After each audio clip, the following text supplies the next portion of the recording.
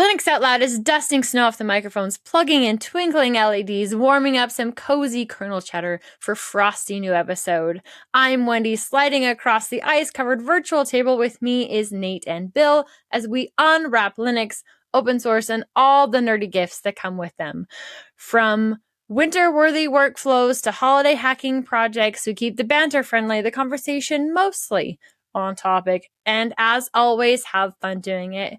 Grab your favorite hot beverage, dodge the rogue snowplow, and settle in for episode 118 of Linux Out Loud.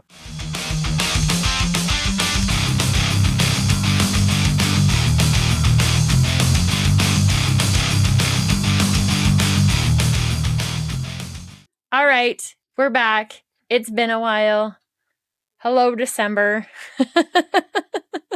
Well, What's forget going about on? hot beverages. Here in New England, we still drink everything iced unless there's over 2 feet of snow and minus 15 outside.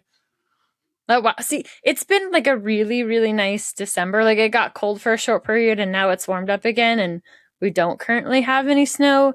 And my biggest concern is that right around Christmas, that's when it's going to dump. And of course, yeah, we're traveling over Christmas. So fingers crossed it doesn't. It's supposed to snow on Christmas. Yeah, oh, it's fine. It can snow like before Christmas, so we have a white Christmas, but playing Find the Road is not a fun game.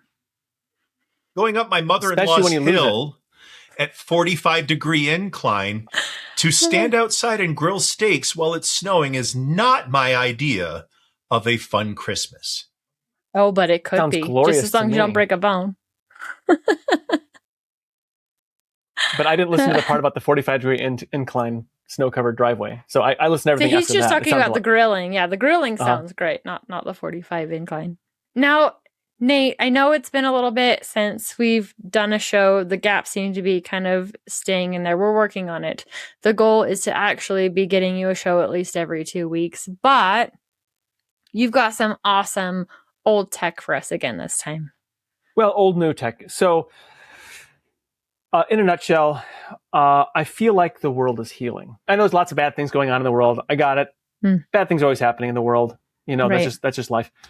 But my Commodore 64 Ultimate arrived today on the day of recording, Ooh. and I'm very excited about it. So, growing up, the Commodore 64 was my first computer. In fact, I still have it right here. Although it's been recased a couple times now, but this is my original Commodore 64 growing up. At least the main board inside of it is. So it's mostly wow. original. And it works great. And I've done some other upgrades to it, like it actually has HDMI out now and stuff like that. But anyway, or I shouldn't say it's not HDMI because it's not officially licensed HDMI, but whatever. It's a thing. That's like It's it. a thing, yeah. So it was a hand-me-down, and a lot of things I had growing up as a kid were hand-me-downs, but I enjoyed them. I didn't know any better, you know? Mm-hmm. We weren't exactly the most well-to-do family, so to speak. Anyway, but I had a happy childhood.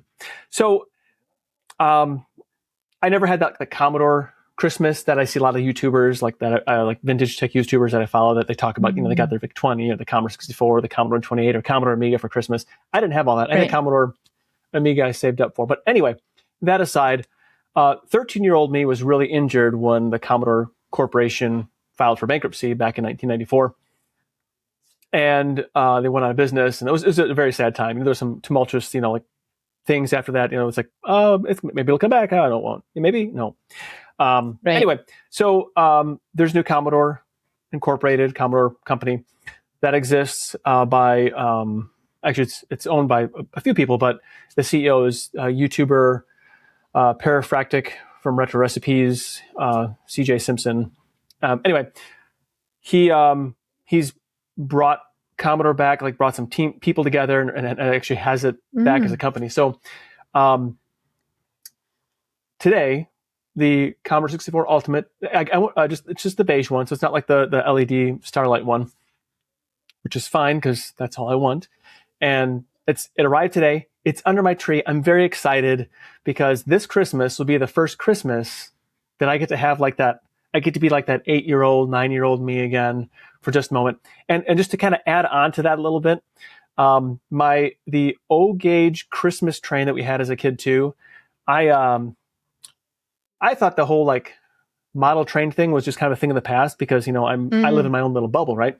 And when I was at Menards, which is like this home improvement store, think like Lowe's plus a grocery store and a bunch of other it's like a Lowe's plus more or Home Depot.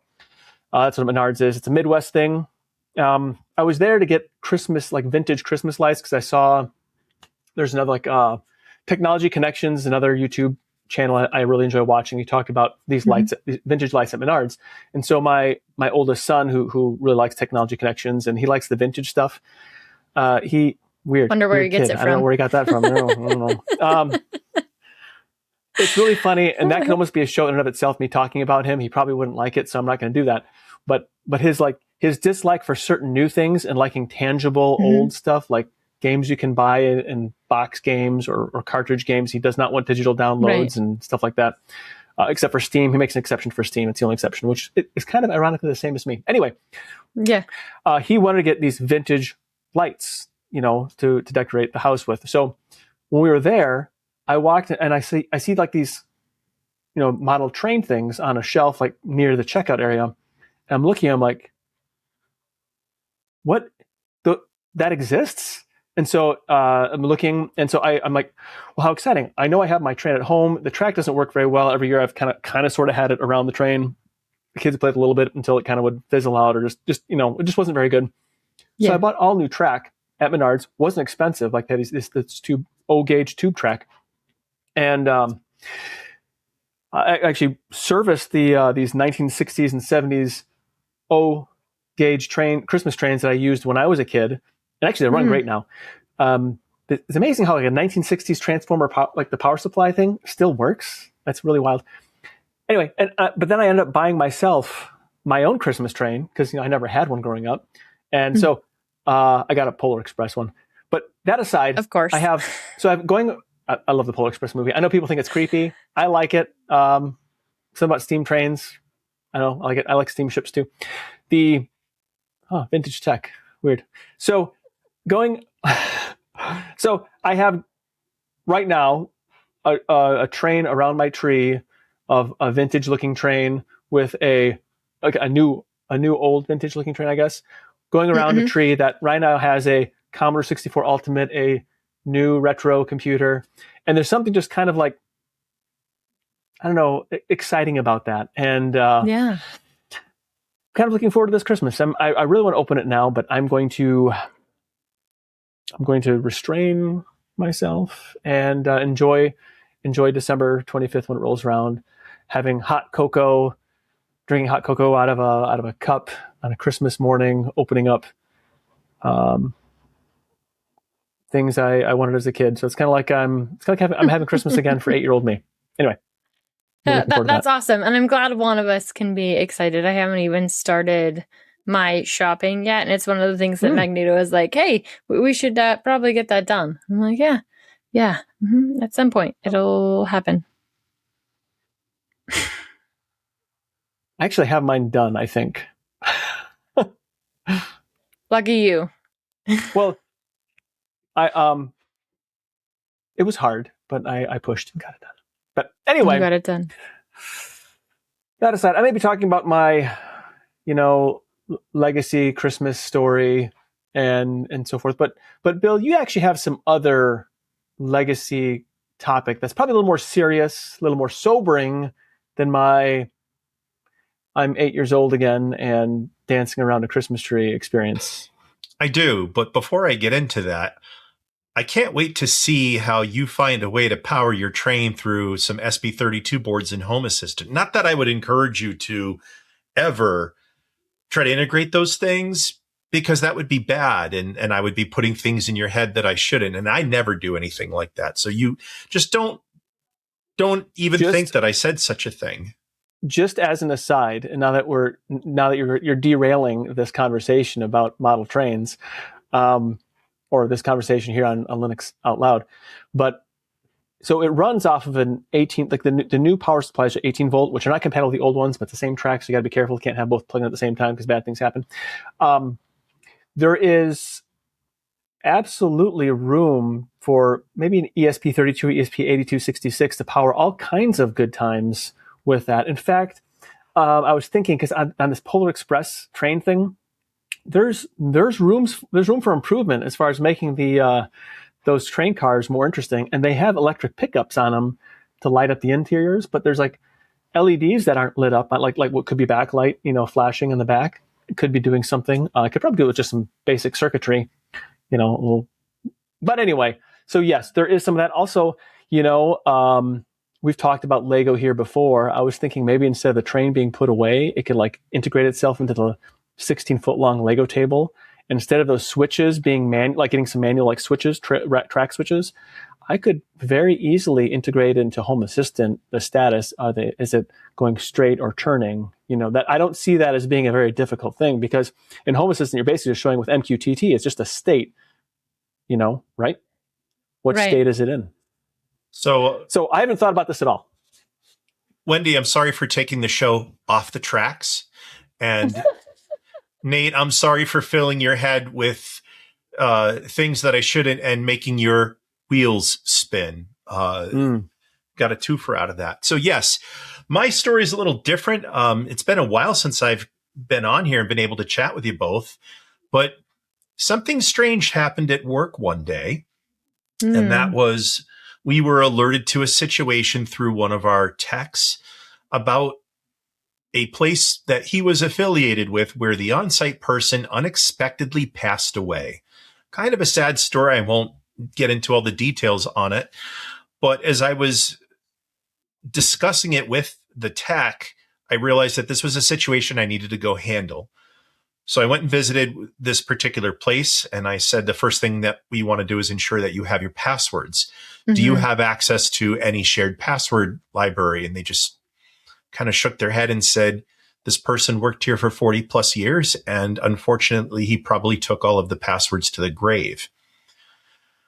And I could hear the despair in their voice. Now, luckily, we were able to get access to his work-issued phone, which we're able to reset the PIN, get in there, start resetting some multi-factor authentication and other alerts. And long story short, we were able to recover the passwords that were needed.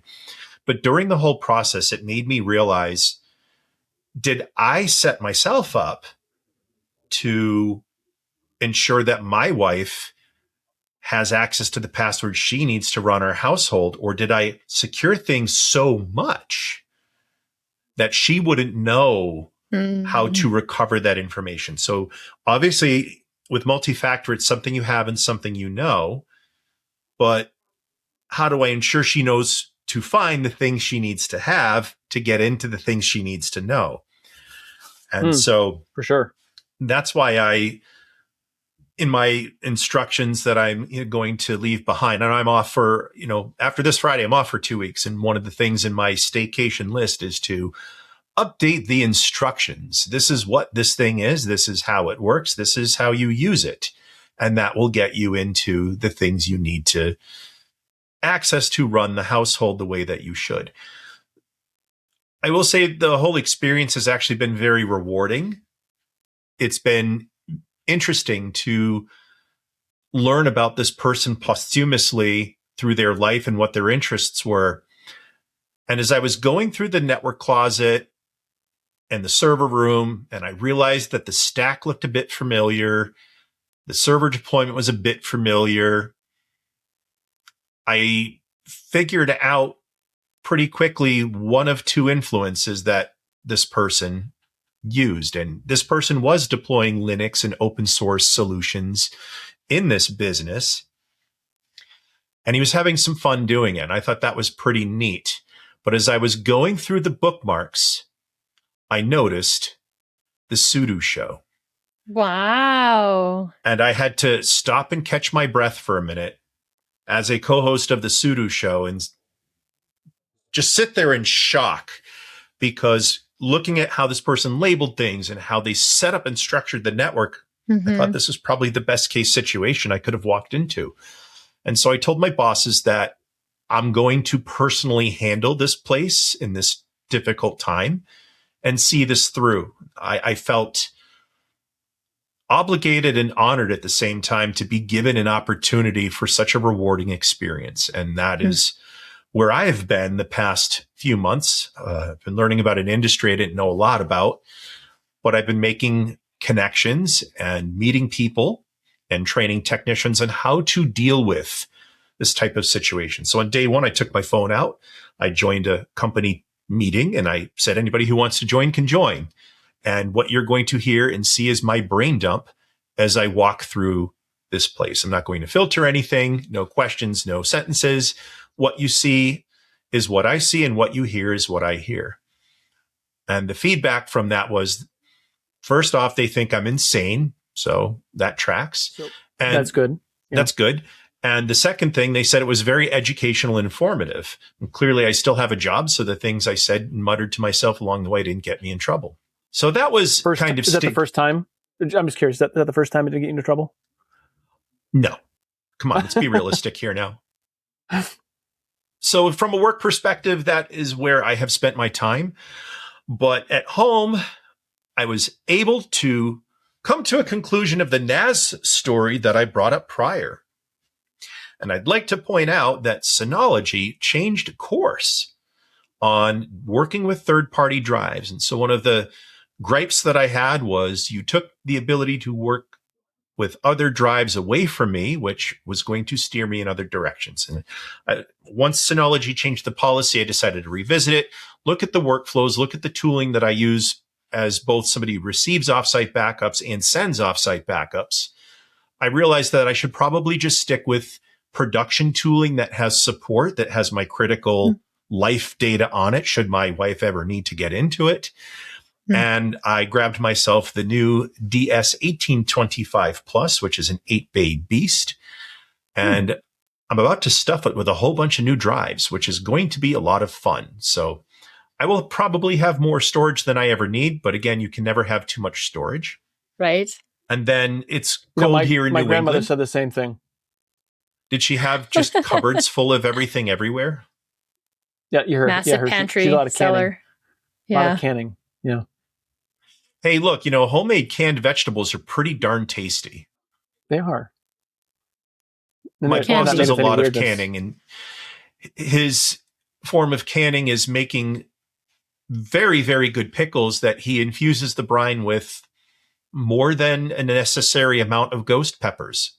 So immediately into biting into one of these pickles, you quickly realize what you have done, and you are transported into another dimension. Now, in all fairness, I like for my food to fight back. So I think that's totally acceptable. Well, I decided to do the right thing at 9 o'clock in the morning and do about a cupful of pickle brine that the ghost peppers were sitting in.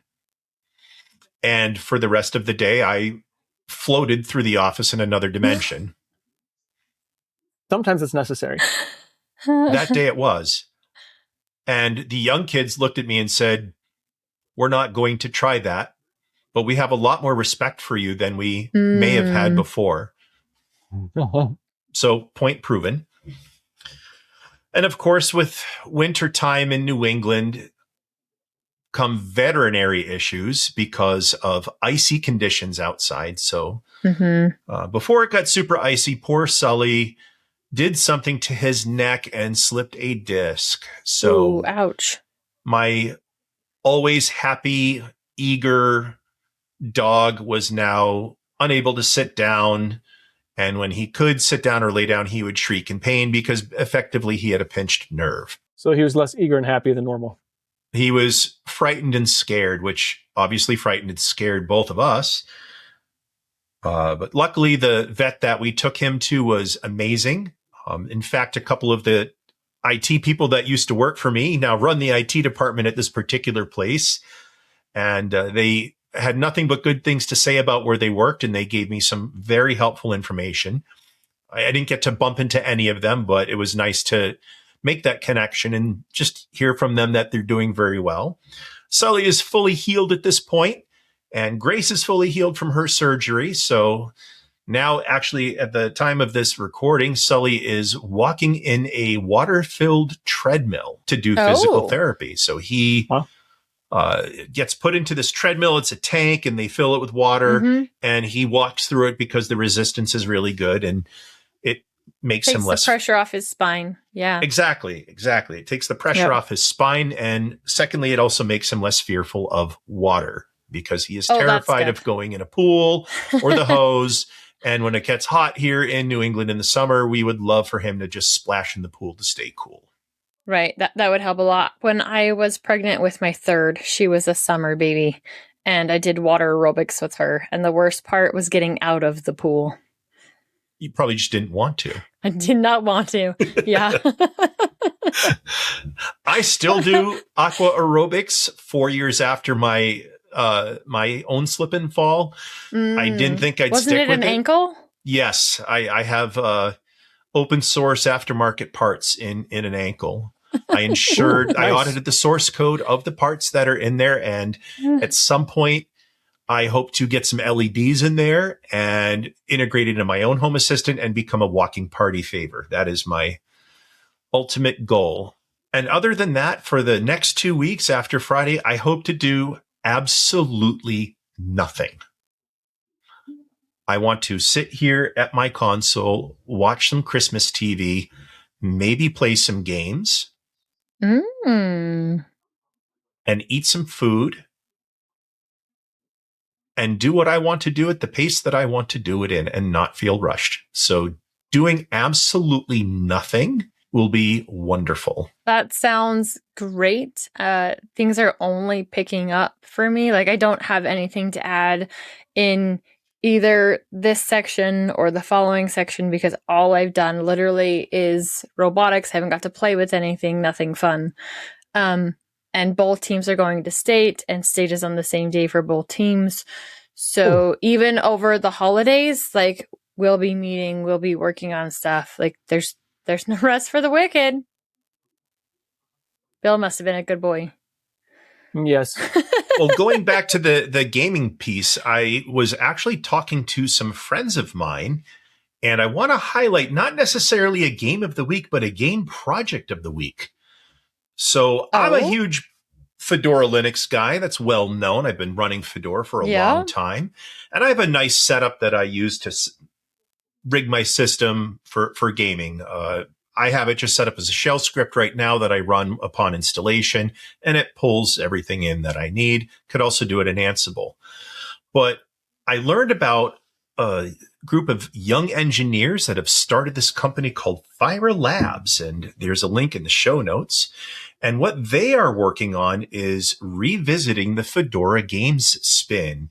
And part of that work includes setting up KDE Plasma as the desktop environment instead of XFCE, modernizing it, bringing that project really forward. I'm looking forward to seeing what they do with it. I wish them the best. I am in your corner. Human beings over at Fire are cheering for you from afar. And I really hope that this is nothing but success for you. So I'm going to keep my fingers crossed and my eyes crossed. And, well, I'm not going to cross my ears, but I'm going to be paying attention to that project and seeing how it progresses over the next however long it takes. And hopefully I have an update for everybody at another point. Yeah. I'm curious because Glorious Egg Roll has a distro. I can't remember what it is, but it's also based on Fedora, right? That is used for gaming. His is Nobara. Nobara, that's it. Yeah, so I'm curious how they're different, or how they will be different. Nobara is a Fedora derivative that just has more stuff in it. I actually haven't installed it before.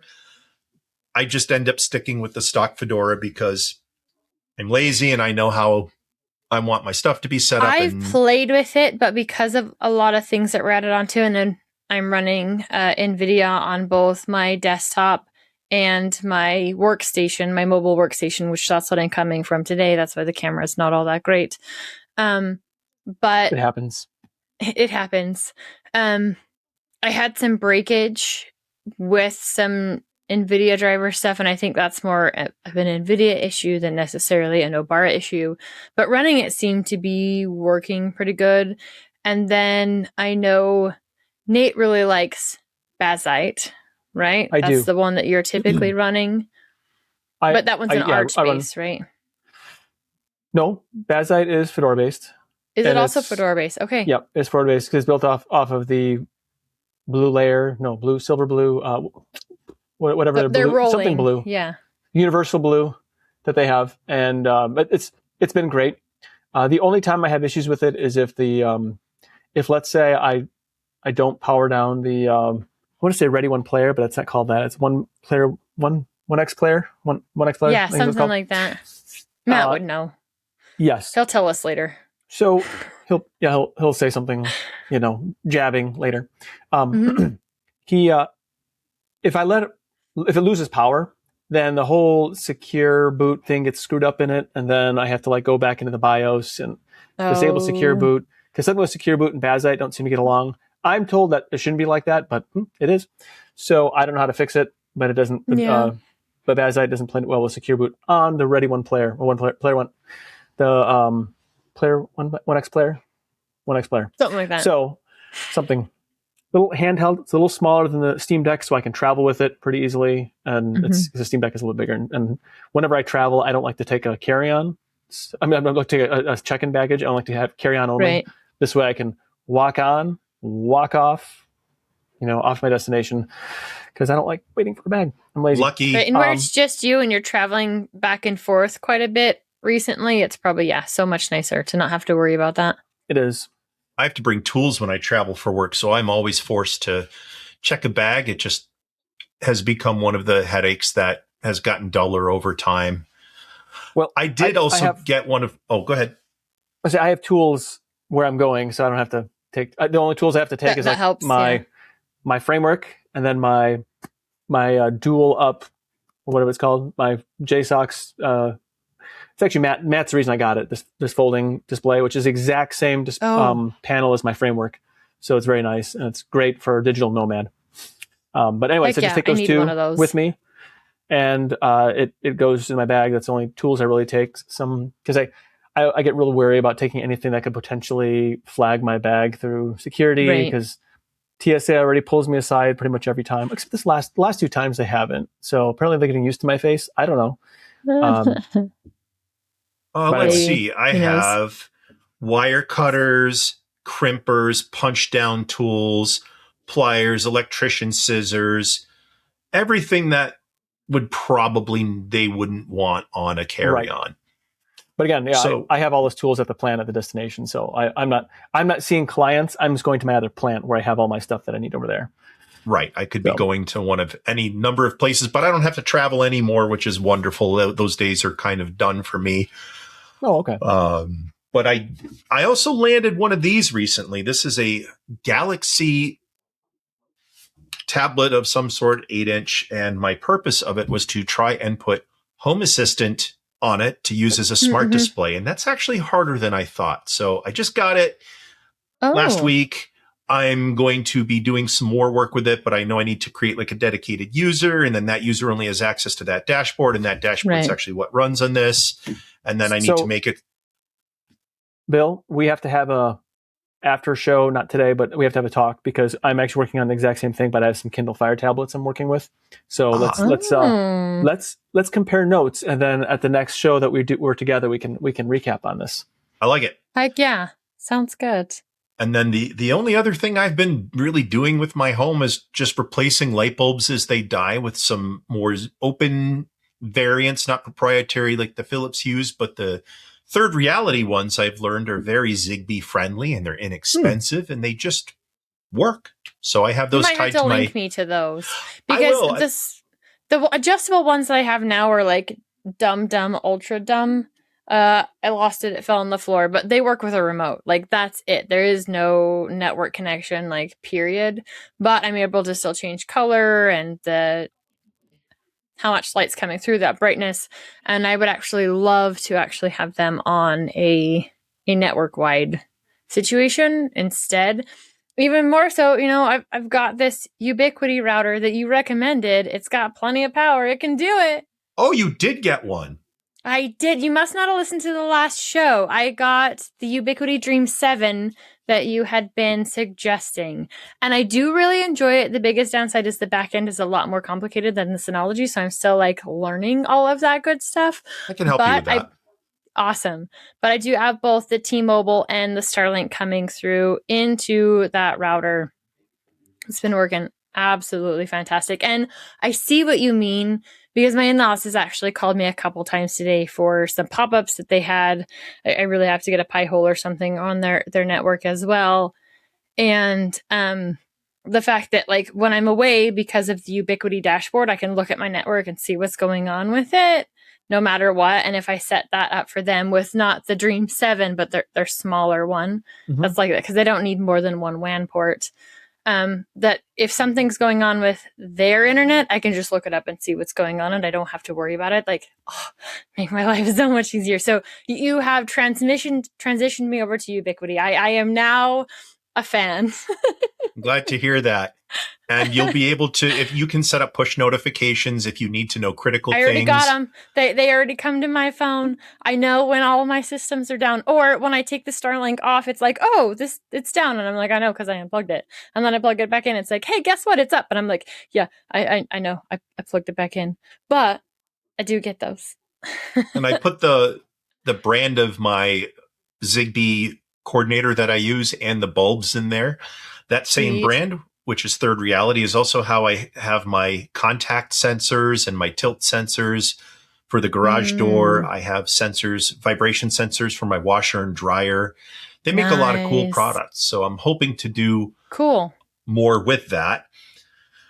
Now, my lights seem to be working fine. I'm very happy with the way my lights are going. But Nate, I understand that you're not as fortunate as me right now with your lights. What's going on? Well, this is my Christmas light display. I have a lot of it out and going and working, but this remote receiver thing is not working. The way I see it, there are 12 days of Christmas that I can get this thing running here. So December 25th being the first day of Christmas.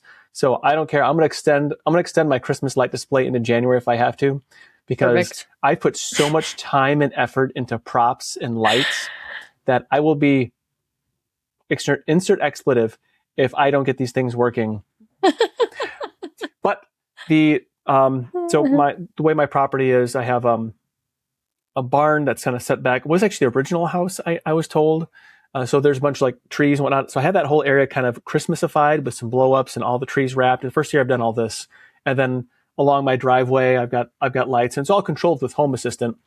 And the idea is the Falcon Player device is I can integrate those with MQTT controls as well, so it can also send commands to it, essentially. Because really, they're all standalone, and Home Assistant just orchestrates everything. But I don't want to leave things on a negative note. By the way, my kitchen's got a bunch of like parts on it right now, kitchen table. I gotta clean that up because it's got to be cleaned up. So, but what I do want to have a positive thing to also mention about some Home Assistant lighting. Now, one, I do have to build a new Home Assistant machine. So I got a NUC that I'm going to convert into my new Home Assistant. So up there is where my Raspberry Pi 3 sits, which controls the house, which seems odd because most of the lights are over there, not back here. But the way it all started, back here, then it migrated to as far as like how the automation kind of spread to the house. Yeah. So the problem with the Pi 3 is there's a Home Assistant like Hacks, Home Assistant Community. HACS, the community store. Community store, right. So I cannot get the community store to run on the Pi 3. Like, it keeps failing. Like, it'll start and then stop. And also, if I go into like the terminal on it, like the terminal plugin on Home Assistant, it'll freeze up and I have to reboot it. So I'm like, you know what? I'm probably pushing this Pi 3 a little bit harder because I have well over 100 devices that it controls, and I have lots of scenes and animations and so forth that do things for me. Automations. Man, I got hit in the head or something. Anyway, but what I did do is there's a kind of light you can get. It goes by different brand names on the shelf, and they're ultimately Tuya, Tuya is what it is. And there's a Hacks extension that allows you to have Tuya but local. So right now it's cloud, and I'm a little bit ashamed of it. So Bill, you can admonish me all you want, but I did. Menards, where I got that train, had these can lights replacements that I could buy for not much more than buying can lights. I've been having like my LED lights have been burning out, which is really weird. Like they'll start like flashing and if I was epileptic, it could cause seizures. Like it kind of gets bad. So I was replacing these lights, and I did get some, I would call them like sloppy seconds, that they were returns from somewhere for free, but those are like kind of like sagging, hanging out of the ceiling. And it's like, my house is looking dumpy. I don't like it. It kind of makes, so anyway, the point is I wanted to clean things up. And since these were not that expensive, I bought all they had, which was not enough for my house. And I've been replacing these lights. So I now have different scenes set. So I actually now have a kitchen scene, a living room scene. So between those, so I got 8 lights in the kitchen, 8 new can lights, and then the living room has 9 can lights, but they're divided between 3 different circuits. So I have different scenes. So I have, there's a warm and cool light. And also different brightnesses as well. Honestly, I keep them closer to 10% brightness, because too bright is kind of painful, especially like if I max it out with the cool light, that will burn your retinas, which is kind of cool. So which is fun though, is my youngest son, he loves it. And so he started making different scenes on Home Assistant for different light patterns. So the kitchen now has a Christmas one. So it's like red, green, red, green, red, green across. And then, they're sort of doing fun things like that. And now it's a little bit irritating, because now my oldest has this, if we're watching movies, he's got like a movie scene now, so that we can watch movies without the lights being irritating, but being bright enough. And anyway, so it's really cool. But right now it's still using the cloud for the communication. I do have them on, so I have things kind of segregated on my network. So anything that's, I call them environmental controls. So, light, thermostats, anything that controls my environment has a separate SSID. So like things don't log into it normally. It's like a separate, I keep it separate. So to keep the chatter off the main. Really cool tips on securing that IoT. And Wendy, if you ever get into Home Assistant or IoT stuff, Ubiquiti has a setting in their controller. And when you log into your controller interface, and you can say, hey, I'm making a network. I'm going to call this, for instance, Wendy IoT. And I want to check the box that says I'm going to optimize this network for IoT devices. Nice. And it does a number of cool things, like it turns off 5 gigahertz because most IoT devices require 2.4 anyway. Yeah. Right. It does a bunch of other things involving handoff and timeout that make that whole process that I used to have to do manually much easier and way simpler. I am going to fix that and actually get rid of it. I didn't think about that, but you're right. They always say like 2.5 gigahertz. So I'm just going to turn off the 5 gigahertz for that. And turn off the 5 gig on your IoT. Turn off 2.4 on your LAN. Because if you have a device that, let's say, drifts over by accident, one of the limitations of 2.4 gigahertz is that it has to operate at whatever the slowest speed standard of your devices. So let's say you have 802.11 AC devices, except for one that's 802.11n. Everything on that 2.4 gigahertz radio has to slow down to 802.11n speeds. This is a common problem with wireless printers. So I always tell people, try not to use your printer wirelessly if you don't have to. Plug it into Ethernet if you can. If not, plug it into a computer. If you have to use it wirelessly, then just understand that if it's an older printer, you may run into some problems along the way. And maybe I should do that, because my printers are newer, but I am currently running them wirelessly. And my Soville 3D printer can only do 2.4. And right now it's on the main network, but maybe I should switch that, because I'm using Octo Print Everywhere right now with it, so that way I can start prints from the build room, all of that stuff. It's been really, really nice. I'm loving it. Once I'm able to get the Teams Creality K1 Max fixed, it just needs a new extruder. I have it. I just haven't had time to put it on. But once I get that fixed, then I'll be installing Octo Everywhere on it as well. And then maybe I just move both of those printers over to their own network, because I can still access them. I don't need to pull them up in my browser. I can still access them from Octo Everywhere. And Nate, to your point about your Pi 3, something cool you can do with that is if you have an APC UPS battery, you can install APC UPS-D on it, at which then you can now get network monitoring on a non-network UPS. So that comes in very handy. I did that with my Pi 3. It's under my desk and it monitors a whole number of metrics, including when it goes onto battery, when it tests battery, how much wattage I'm using on this particular computer here. Oh, nice. So I did something like that for monitoring all the UPSs here.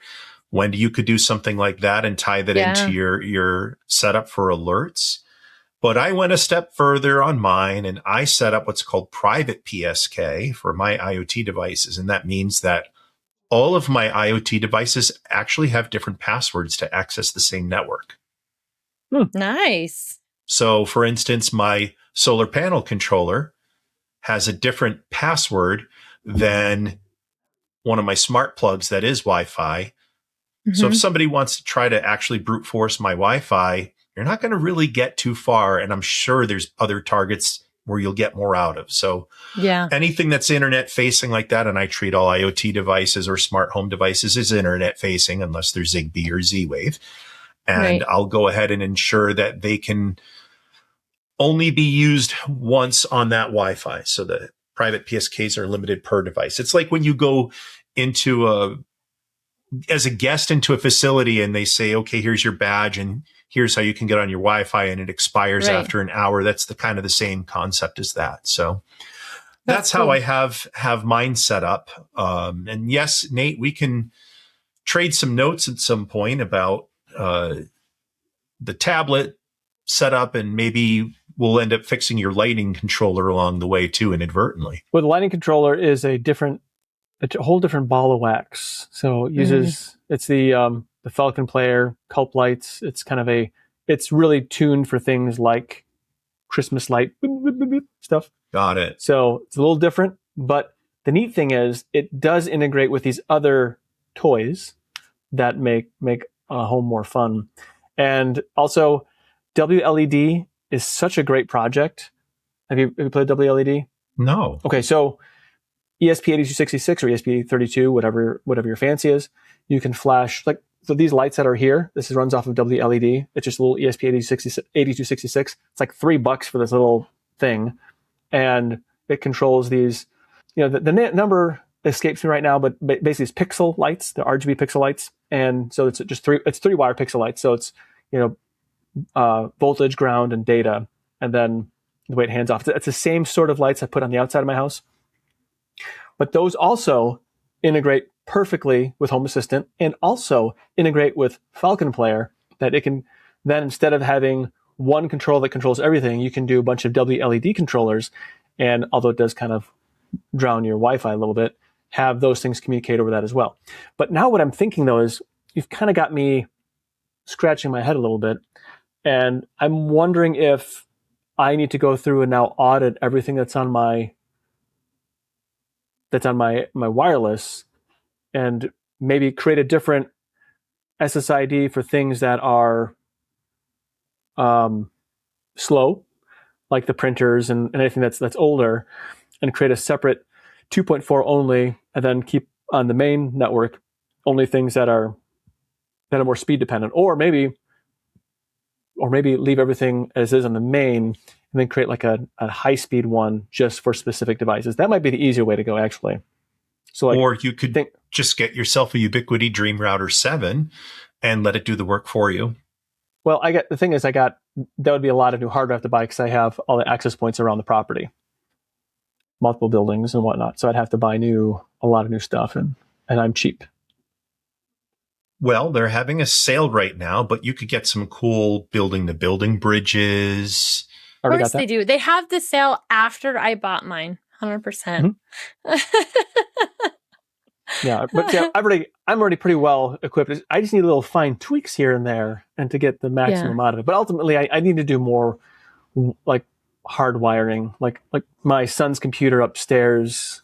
But I don't know how I'm gonna. I found a telephone line. I wonder if I can feed it and start yanking and pulling that sucker down through the wall. I got to find where it comes out in the basement. It's probably stapled to your studs. So what you're saying is, if you pull hard enough, the house is almost 100 years old, so it can't be stapled. Wendy, can we rename him Nate Griswold? I feel like it's season appropriate and also reasonably personality appropriate given the scope of lighting that you do during the holidays. And you've talked about it before, and I've listened to it while driving, and my jaw just kind of drops at the sheer amount of work you put into it. Yeah, it's really dumb. I don't make any, it's just a waste of money and time, really. But it makes you happy. And angry. A bit of both. Yeah, a bit of both. It's a whole gambit of emotion. Wendy, like I feel like that's how robotics is for you, is that you love it, it makes you happy, and it also makes you angry. And I don't want you to have to dig up any, any issues, but I got to see what your kids did this year with robotics, and that was so cool. I really appreciated all the effort that they put into not just the project itself, but their presentation skills, like the soft skills they need. Some of the younger ones stumbled a little bit here and there, but they picked themselves up, they gathered themselves, and they attacked the presentation again. And in my eyes, that's a huge win for you. That's and that little team win. That you saw is just a team of 2 this year. So they have a lot more work to do with just the 2 of them.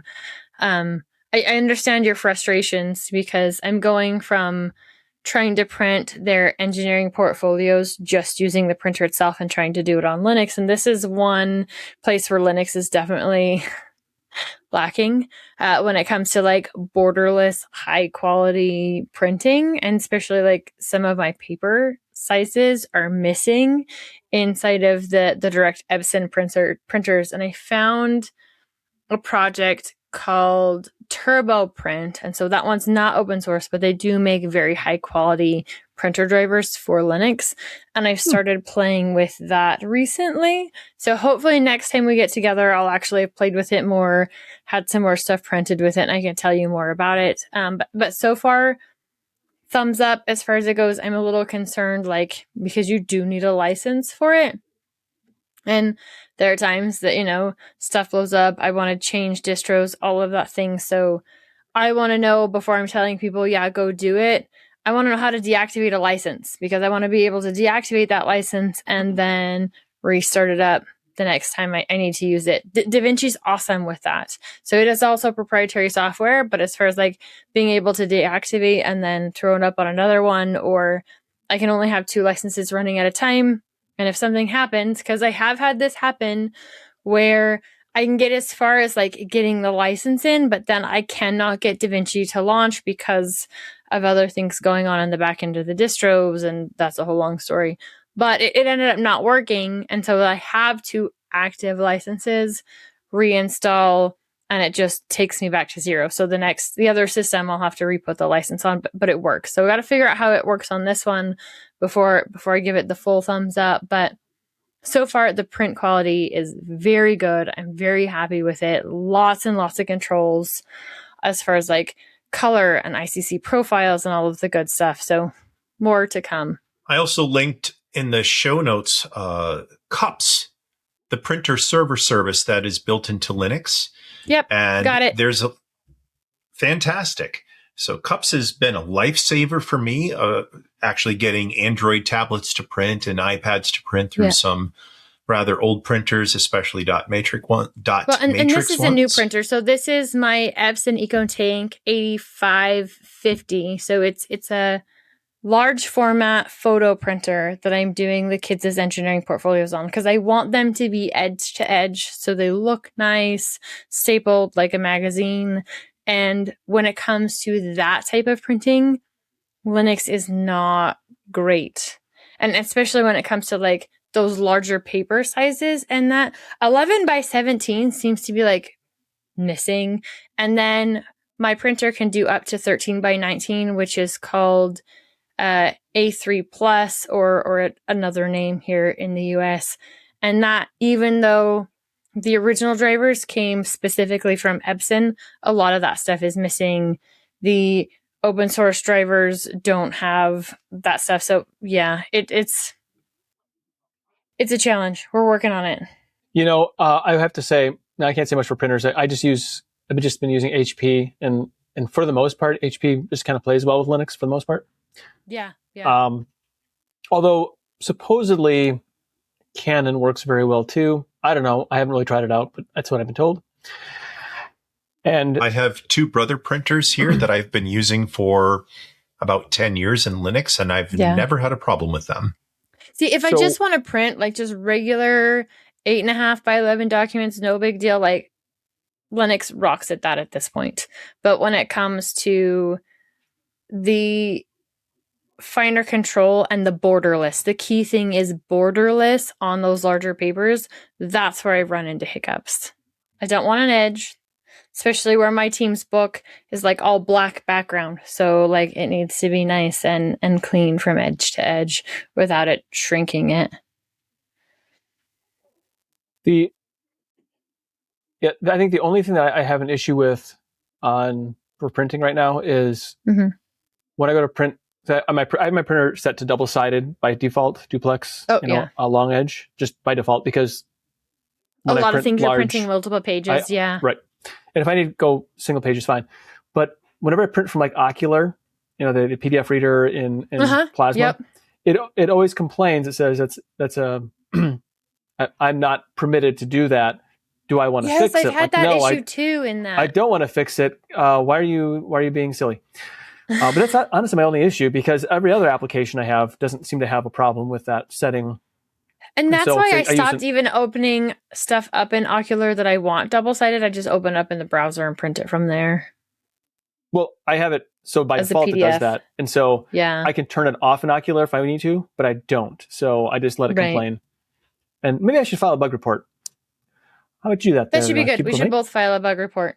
But I've been actually pretty happy with printing in Linux for the most part. And in fact, I've historically said I don't like the Plasma printers section, but when I've had to do some the settings, I thought it was kind of like difficult. But I have these really, let's call them bespoke printers for at work. These Star printers, like Star TP100 and the SK531, like they're like specific label printers. And when setting those things up and getting them all configured, all the different little options and tweaks that are actually available in Linux made it a lot easier for me to get these things set up. So normally I would complain, but there are sometimes also Zebra printers too, which I don't like Zebra. I don't like Star. I dislike these printers more than printers in general, but Plasma made it easier to work with these things to get them where I needed them. Oh, so that's good. Yeah. Yeah. That's the only time Plasma printing has ever shined for me, when I have to deal with even more painful hardware. So for reference, Nate, under that link that I posted for cups, there is another Git repo that somebody has, and the supported print. This is designed for label printers, and it says here the current printers are following. The following printers are currently supported: Dymo Label Writer, Psycho Instruments SLP, TSPL, such as the Rollo X1038, Zebra Eltron EPL2 printers, and Zebra ZPL printers, which I run into a lot at work. So you may find some luck there. I'll actually post this other link in the show notes. So anybody out there that's having label printing issues in Linux, I'd love to know more about that. And also use it. And if that has made your life a little simpler. Perfect. Well, I try to make it, I keep complaining at work that we need to get rid of printers. And basically, I'm told, okay, so how are we going to print labels? I don't know. Can we do them digitally somehow without the printers? Yeah, that doesn't work for shipping, unfortunately. That doesn't. Yeah. It doesn't. But, what can you do? Now it's your turn to jingle all the way into the conversation and share your thoughts on today's chilly topics. Join the community discussions on Tux Digital forums or connect through the links in the show notes at tuxdigital.com. While you're there, check out other fantastic shows on the Tux Digital Network. Snag some geek gear from the merch store to keep your winter wardrobe delightfully nerdy. Thanks for spending a bit of your holiday season with us. We'll be back with more Linux stories, snowy side quests, and plenty of firmware fun on the next episode of Linux Out Loud.